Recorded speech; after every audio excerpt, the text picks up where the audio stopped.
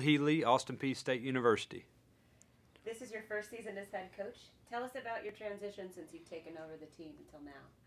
I've learned something new every day. I have had more fun than I could have ever imagined with coaching football and being around the staff and being around a great group of guys. I've enjoyed learning on a daily basis what works, what doesn't work. I equate it to my wife and I when we had our 19-month-old. I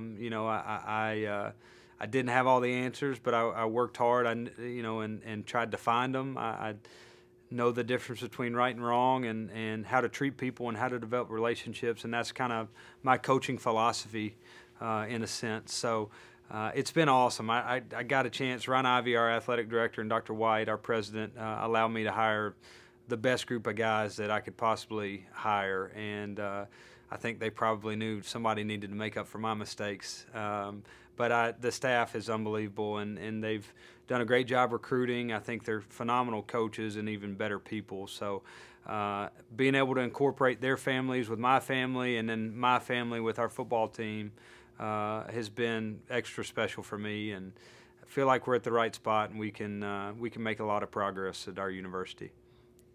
So you're one of the youngest head coaches in Division I. Tell us about this opportunity at a young age.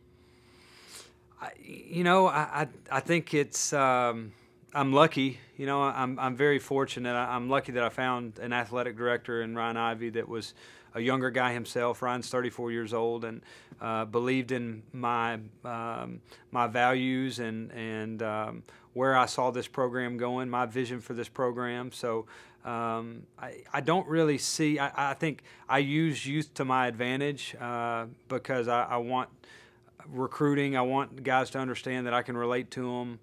With our players, I want them to understand that I relate to them. I'm hip, I'm cool, which I'm really not. But I also, there's a fine line that I've learned where you still have to be able to walk into mom and dad's house and show them that you're capable of being able to raise and continue to raise their son the type of young man they want him to be. So that line has been fun for me. I haven't had any problems with it, but again, as a staff, we're able to show that we're in it for the best interest of these players and want to make sure they walk out with a degree. And give us your general thoughts on your upcoming season. My first thought is we've got an incredibly tough schedule. We're going to be tested every week. I think you open up with Troy, and had a chance to watch them on film a lot. I think they've done a great job, and I think Neil Brown is obviously got that program back on track. And so we play Troy, Kentucky, and Mercer out of conference, and then our OVC schedule. So there's no favors, and we're going to be tested every week. I think you got to. You hear the coaching cliche of every week's a 1-week season, and for us it's even more so. I think that it's important for us to have some success early on where our guys continue to buy in what we're trying to teach to what we're teaching. But you just go try to prepare every week like it's the biggest game of your career and see how many wins and losses fall your way. When you're trying to create a foundation and some stability in a program, I think I'm a whole lot more concerned with the future. Are we doing the things the right way? Or, let's not take shortcuts. Let's not just try to find a way to win games in 2016, but ultimately let's change the face of a program where in 2026 nobody remembers that Austin Peay was ever had any struggles. So that's been my goal. I think every day when I get a chance to sit back and look at the progress we've made, I know we're heading in the right direction.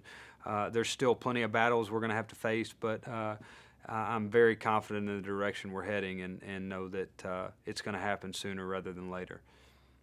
And what's your biggest challenge for your team this year?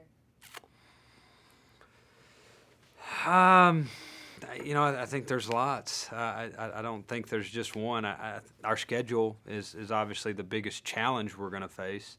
But I think there's a consistency and a way of being a football player and a student athlete at Austin Peay that's changing, and our expectations as a staff have changed for these players. So I think that trying to make sure they're not looking too far ahead with this thing, that they're concerned about now and what's going to make this program better in the future, and go out each and every week and know that you're going to get an unbelievable football game from anybody that's on your schedule. So just competing and trying to be consistent, whether it's going to class, whether it's being at treatment on time, whether it's the way we practice or whether it's the way we play with constant effort and energy, and just trying to make sure that that's a staple of what Austin Peay football is going to be moving forward.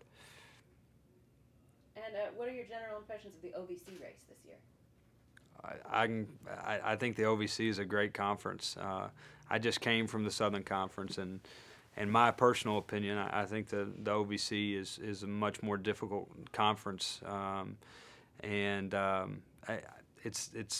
some great teams. There's great coaches. Again, I'm not Newt Rockne. I don't claim to come in and reinvent the wheel, but I think everybody in this league is, I know what Tennessee Tech's doing with Marcus Satterfield. I worked for Marcus for a while and know that they've just changed their program by hiring him. And obviously what Mark Elder's doing at Eastern Kentucky is phenomenal. And then you've got 6 guys who've been in it that have consistently been great football coaches and recruited great players. So there's no slouches, and we're obviously going to be the ones the entire year that are picked as the underdog, and I'm fine with that. I'm the 31-year-old underdog, and I hope our guys embrace that and are ready to go make a name for themselves.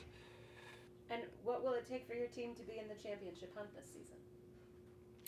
I think a one-game type mentality, where you can't look at what your overall record is at the moment. You got to go out each and every week and make sure you perform at your best. Try to give yourself a shot as we go into the fourth quarter and see what happens. I think we're trying to make sure that we understand that success is going to be built little by little, and maybe it's a really good series, and then it's a really good game, and then it's but when you're trying to totally change a culture and a way of life, then I think you have to build it all the way from the beginning. And for us, it's about going out game one and try to have some success and see what happens. We're not going to go into any game and say we don't have a chance to win. I mean, we're not going to suit up and say let's just go compete and get off the field. I mean, we're going to go try to win football games, and and if we win them, great. If we don't, we know we're still heading in the right direction, and it's going to come.